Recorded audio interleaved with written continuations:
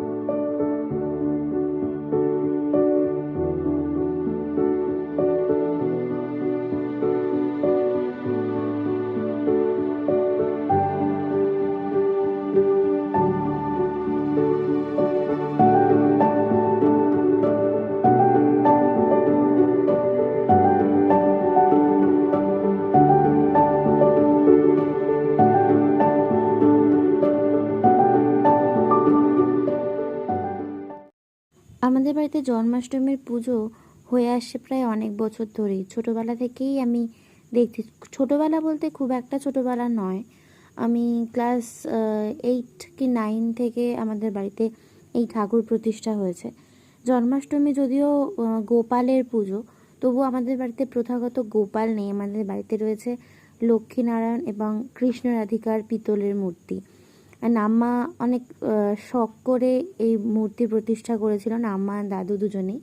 তো দাদু আজ আর নেই, বাট আমরা সেই থেকেই চেষ্টা করি যে পুজোটাকে নিজেদের মতো করে করার। আগে আমরা নিজেরাই অ্যাকচুয়ালি মা সমস্ত ভোগের আয়োজন করতো এবং আম্মা সেগুলো ঠাকুরকে অর্পণ করতো।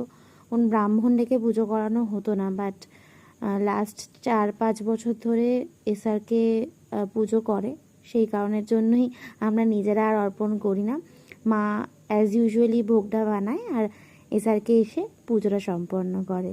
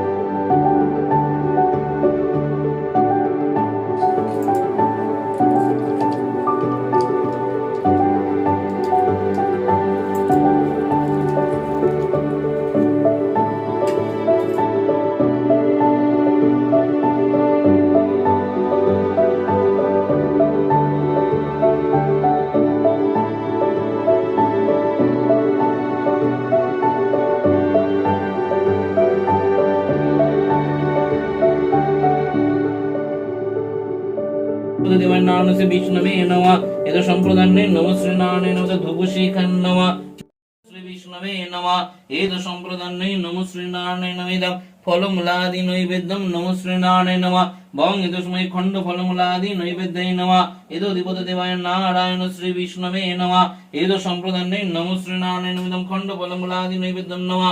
শ্রী বিষ্ণবে নমঃ এদ সম্প্রদানে নমঃ শ্রী নারায়ণমিদং শর্করাদি নৈবেদ্যং নমঃ শ্রী নারায়ণে নমঃ বং ইদস্মৈ মিষ্টান্নাদি নৈবেদ্যৈ নমো নমঃ এদধিপতি দেবায় নারায়ণ শ্রী বিষ্ণবে নমঃ এদ সম্প্রদানে নমঃ শ্রী নারায়ণে নমঃ ইদং মিষ্ট দৈবিং নাবং চরিত্রামণাগসমস্রবন্তি মা রুহেম স্বস্তয়ে।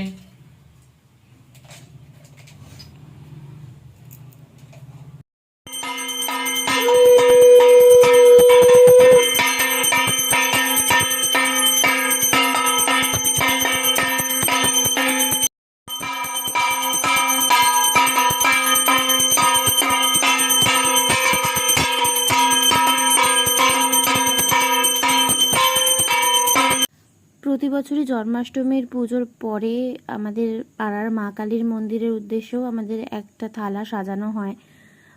জন্মাষ্টমীর দিন মা কালীরও পুজো হয় এবং সেখানে আমরা এই ভোগ নিবেদন করে থাকি। তো আমাদের পুজোর পরে অন্যান্য বছর বিকেলবেলার দিকে পুজো হয়, বাট এই বছর জন্মাষ্টমীর তিথি অনুযায়ী সকালেই পুজো হয়ে গিয়েছিল। তো আমরা গিয়েছিলাম মা কালীর কাছে পুজো দিতে।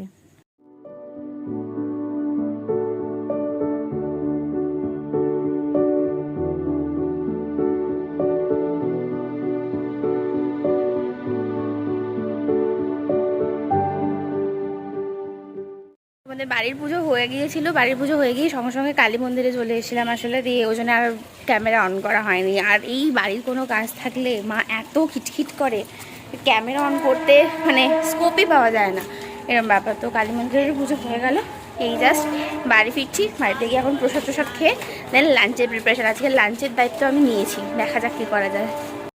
তো যেমনটা বলা তেমনটাই কাজ। কালী মন্দির থেকে ফিরে এসে উপরের ঠাকুরের জায়গাটা সম্পূর্ণ গুছিয়ে টুছিয়ে নিয়ে দেন আমি ড্রেসটা চেঞ্জ করে লেগে পড়েছিলাম লাঞ্চের প্রিপারেশনের কাজে। আজকের লাঞ্চে লুচি আলুর দম এই দুটোই প্রিপারেশন করার ছিল। তো আলুর দমের জন্য ফার্স্টে আমি আলু কাটতে শুরু করে দিয়েছি। আমি এই বাড়িতে মা থাকাকালীন আমি এই ফার্স্ট টাইম রান্না করছি মনে হয়, কারণ মা না থাকলে আমি রান্না করেছি, তোমরা সেটা দেখেছো, বাট মা থাকলে আমাকে কোনোভাবেই রান্না করতে দেয় না। তো আমি এটা আগে থেকেই ডিক্লেয়ার করেছিলাম যে আজকে আমিই রান্না করব, আর সেটাতে সব থেকে বড় সাপোর্ট করেছিল বাবা। তো ফাইনালি দেখা যাক আমার রান্নাটা কেমন হয়।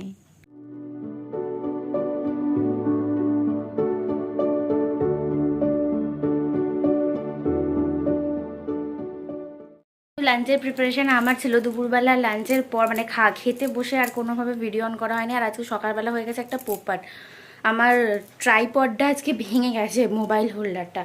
তো সেই জন্য আমি কোনো কিছু অ্যাডজাস্ট করতে পারছি না, কাউকে না কাউকে বলতে হচ্ছে একটু ক্যামেরা ধরতে, ফোনটা ধরতে। তো সেটা একটুখানি মানে কী বলবো, সমস্যাজনক।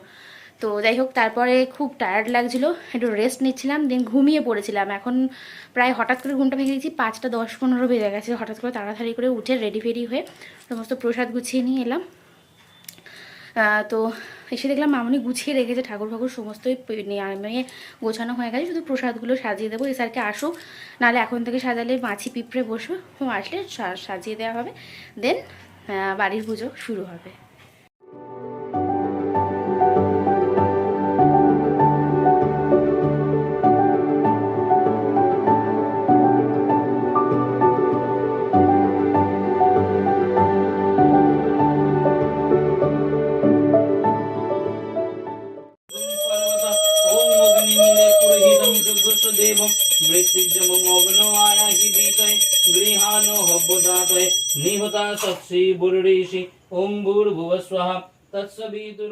প্রতিযোগিতার এক বিচারক হিসেবে আমার আমন্ত্রণ ছিল সেখানে।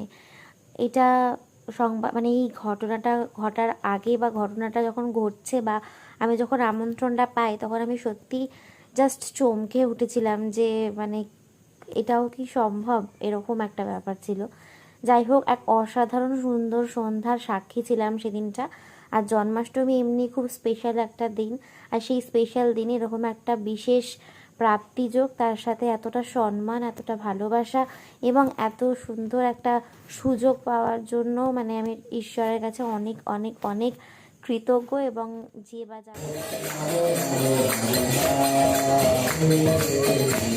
পাশাপাশি অঙ্গরাগেরও সাক্ষী হলাম। প্রথম দেখলাম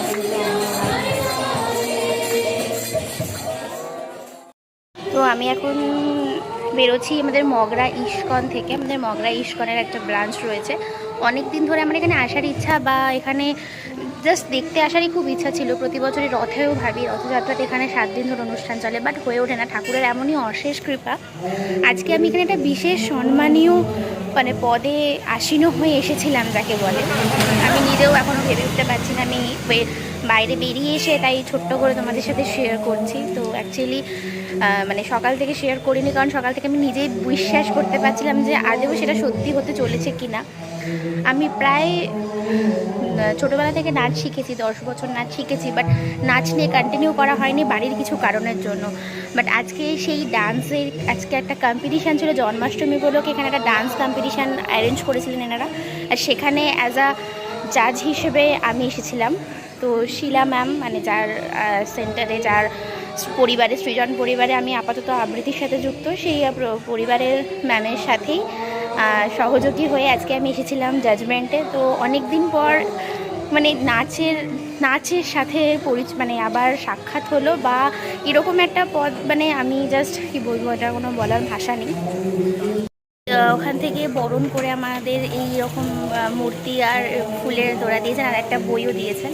তো আমি সমস্ত কিছুতে খুবই আপ্লুত, অভিভূত। আমি কী বলছি কি জানি না, আমি কথা জড়িয়ে যাচ্ছে। তো ছোট্ট করে জাস্ট একদম বাড়ি ফেরার পথে, রাতও হয়ে গেছে, তো জাস্ট আমার সাথে ছোট্ট করে শেয়ার করলাম। তো আশা করি, জানি না ঠাকুরের কৃপা কি, ঠাকুর কি চায়, ঠাকুর কোথায় নিয়ে যেতে চায় আমাকে, ঠাকুরের ইচ্ছাতেই সব হচ্ছে। তো এইভাবেই ঠাকুর পাশে থাকবে আমার, যে কোনো ভালো লাগার জিনিসে, এটাই প্রার্থনা করি। তো আজকে জন্মাষ্টমীতে সারাদিন ধরে পুজো অর্চনা এবং শেষে এত সুন্দর একটা প্রাপ্তির মধ্যে কাটলো।